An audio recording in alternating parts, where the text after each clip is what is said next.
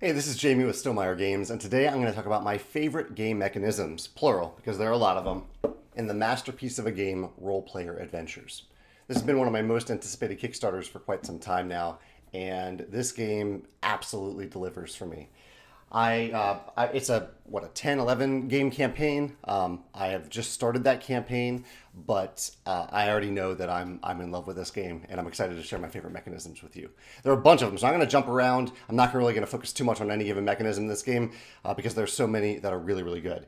And I'll only focus on stuff in the first scenario, really with no spoilers here. So at the beginning of the first scenario, you get to see this map. That's right at the beginning of the first scenario. And one of the really cool things about this game is you can see that they've kind of like spaced out this map into a grid, even though the map itself isn't a grid format. And the reason for that is there are certain things that you can do in Role Player Adventures where you get to modify the map. It's not a legacy game, so you're not permanently changing anything, but for at least your story for this version of the campaign, you are changing, say, this Knoll camp. And you will put a card that fits exactly onto this grid on top of this area. This is an example. We didn't actually do this. Maybe it'll happen in your scenario. But you can put a card on top of this, and it modifies the Knoll camp. Maybe it leads to another path. Maybe it shows a change in the art in the Knoll camp based on something you did there. But I really, really like this, that you can change the map within your scenario with a card to kind of just visually show you, hey, we did something that changed the world in this place, and this might impact our decisions moving forward. That's number one. Number two, there's a great skill test system in this game. I won't go deep into how the skill test system works, but really it's so like there's this whole book of skills, and you depending on your current level in the game, you have to fill up all of these spaces on the skill track. So early on in the game, we've been doing these level 1 skill checks or skill tests, and to accomplish this skill test, we need to fill up every one of these spaces with dice, specific numbers, specific colors. And so that's great. And there's a whole puzzle in the game that I won't go into that works into accomplishing that goal. But there are two things about this that I really like. One, even if you don't fill up all these dice, you can still get little bonuses for, like, if I'm able to put a red 1 die here, together with my whoever I'm cooperating with, I'm playing this game 2 players, then I get an XP for doing so. So even if I'm not able to accomplish the full goal, there is a little bonus for accomplishing a smaller goal. I really like that. Or part of that goal. The other part of the skill test book I like is the fact that there is a book of skill tests. There isn't just like a default, whenever you do this type of skill test, you need to have this number or something like that. There's a whole book of these that thematically ties into the dice that you're trying to place thematically tie into the test itself. And it just leads to such a vast variety of decisions that you can make in the game, leading to interesting skill tests, all within the same puzzle of the game. You're not relearning the puzzle every time you have to do another skill test. Because this book is like, I don't know, 20 pages long. And in particular, I love, this is like my biggest thing that I always say about these adventure games, that the game isn't solely focused on combat. It's focused on 20 other different ways that you can approach different scenarios.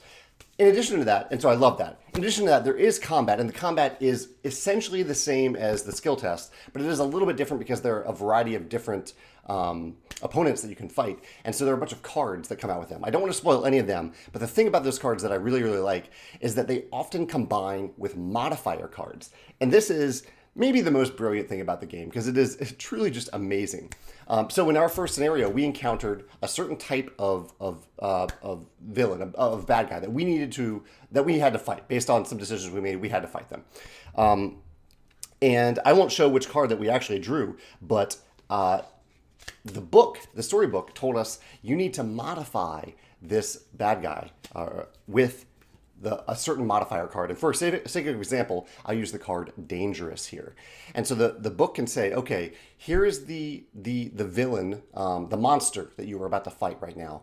And not only is this monster is a specific card that you have to pull out of the deck, but this is a dangerous version of that monster. Or this is, there's a whole band of these monsters.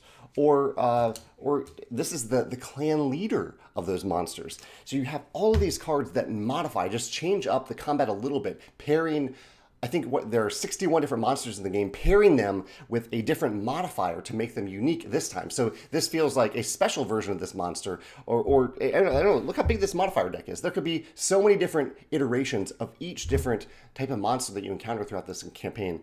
And it's so simple. No rules overhead at all. The book just says, okay, here's the type of monster, here's the modifier for this monster, do your skill check for this monster, do the combat skill check. Absolutely brilliant. Absolutely brilliant. Just I'm blown away by how genius that is. The other thing that really just delighted me when I was reading the rulebook, absolutely delighted me, and in execution as well, is that you can combine items in this game. Like, I was literally smiling when I read this in the rulebook, and then smiling when we had this happen in our adventure. And I don't want to spoil anything here, so I'm not going to show it to you on camera. But in the rulebook, they give this example. So there are certain times in the storybook where it says you can use an item right now if you want to. And you have some items in your display, and you might say you have a torch, and you're in a dark place. Then obviously you might use the torch at that moment to light up the dark place. The example the book gives, though, this is in the rule book, is that say you are trying to start a fire and you have an item that says flint, and you have an item, a shield item, and you're having a real hard time starting the fire. Like you've tried to use the flint item, and the storybook says, sorry, it's just too windy, it keeps blowing it out.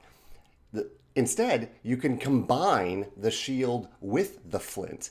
And so you kind of combine those numbers in the rulebook. You look at the letter for the scenario and then the number of the shield, because you're putting the shield down to block the wind, and then you also use the number for the flint. And you go to that page in the storybook, which is very easy to find because each scenario has its own storybook, and you get to read, hey, you've now blocked the wind with your shield, and you've used your flint correctly. You get to light your fire. I haven't seen that. Like, that's a very specific example. We had an example where we did combine two items in the first scenario, but that example just blew my mind. Like, how brilliant is that they thought of the way that you can combine items, and the additional clever level of it is that you do have a lot of cards in the game, but you can't use just any card for this. There's a special type of item that is applicable for this. So you don't have a paradox of choice. You don't have too many choices here, but you do have a few special items that are always on the table, and you're like, okay, let's figure out the most clever way to use these items. It's just that in addition to the modifier cards is absolutely brilliant. What else? I guess a couple of other little things, and I should have shown you one of them. But the player sheet, you have a player sheet that you write on and inserts into your dual layered player mat. I should have picked one up to show you on camera. That was really cool. That is really, really nice. I love that you move as a group, so you're not splitting up. You're always just kind of together in a clump of people doing stuff together. And for a cooperative game, that works really well. There are cooperative games where I do want to split up, and that's part of the cooperation, deciding who goes over there, who goes over here. But in this game, it feels really good just to work together all the time. And last, in the storybook, I mentioned that, like, the storybook at times can say, okay, here's the time that you can use an item. Here's the time that you can rest. The storybook is really, really good at guiding you through the game so that you don't have to remember a bunch of stuff at all. You don't have to remember, okay, maybe it's not like at any time you can use an item. The storybook is guiding you into specific times where you can do these things, which might seem like it might limit your creativity, like when you can move, when you can rest, when you can use items, when you can do something else. But it's actually really helpful. Like, it takes away the rules overhead that a lot of games of this style give you. Like, all these different things you can do all the time. The book is just saying, here's the things that you can do right now. And even within them, you have options. It might say, okay, you can move, but you have a bunch of different places you can move to. You have a bunch of different items that you could use. You really only have one way that you can rest, but there are decisions that you can make when you rest. But I like that the book just removes that rules overhead from you. And last, I almost forgot the resting element of the game. So these scenarios, they seem like they can last between 90 minutes to maybe a little over 2 hours. Maybe there'll be some that are a little shorter, maybe some a little longer. But I really like in these scenarios that there are times where you can just rest. Where the storybook, as I said, prompts you and says you can rest. And you kind of refresh your character a little bit when you do that. And that is also a really nice organic stopping point. So you don't have to play the game in 90 to 3 hour chunks. You can instead sit down and say, okay, let's play until we want to rest. And so you might play for 20 to 30 minutes then, and then come back to it the next day. I like that within these bigger scenarios, there are clear times where you can stop and pause, so that you're not always committing to a huge chunk of time if you just have 30 minutes that you want to play. I could go on. There's so much brilliance in this game. It really, really is.